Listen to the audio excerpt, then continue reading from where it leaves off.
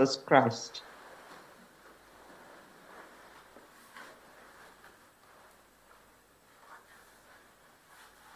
We continue our parish reading of Evangelii Gaudium, the joy of the Gospel by Pope Francis. Social dialogue in the context of religious freedom. Article 253. The Synod Fathers spoke of the importance of respect for religious freedom, viewed as a fundamental human right. This includes the freedom to choose the religion which one judges to be true and to manifest one's belief in public. A healthy pluralism, one which genuinely respects differences and values them as such, does not entail privatizing religions in an attempt to reduce them to the quiet obscurity of the individual's conscience, or to relegate them to the enclosed precincts of churches, synagogues, or mosques. This would represent, in effort, a new form of discrimination and authoritarianism. The respect due to the agnostic or non-believing minority should not be arbitrarily imposed in a way that silences the convictions of the believing majority or ignores the wealth of religious traditions. In the long run, this would feed resentment rather than tolerance and peace.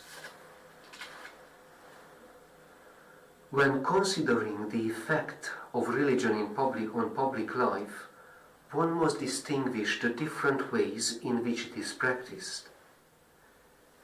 Intellectuals and serious journalists frequently descend to crude and superficial generalizations in speaking of the shortcomings of religion, and often prove incapable of realizing that not all believers or religious readers are the same.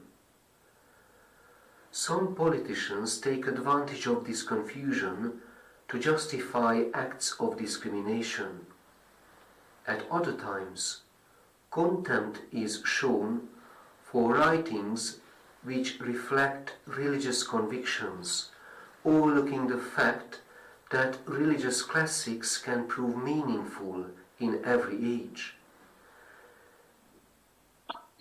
They have an enduring power to open new horizons, to stimulate thought, to expand the mind and the heart.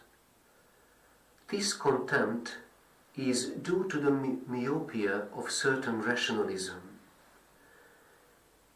Is it reasonable and enlightened to dismiss certain writings simply because they arose in the context of religious belief?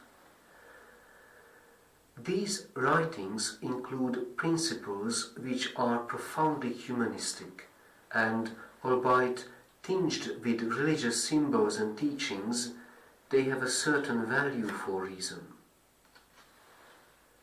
As believers, we also feel close to those who do not consider themselves part of any religious tradition, yet sincerely seek the truth, goodness, and beauty which we believe have their highest expression and source in God. We consider them as precious allies in the commitment to defending human dignity, in building peaceful coexistence between peoples, and in protecting creation. A special place of encounter is offered by new areopagi,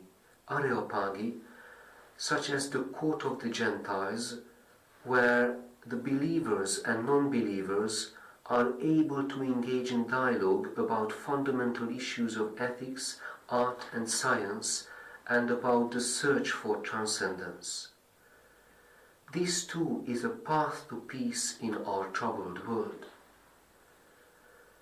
Starting from certain social issues of great importance for the future of humanity, I have tried to make explicit once again the inescapable social dimension of the gospel message, and to encourage all Christians to demonstrate it by their words, attitudes, and deeds. Here ends our third reading.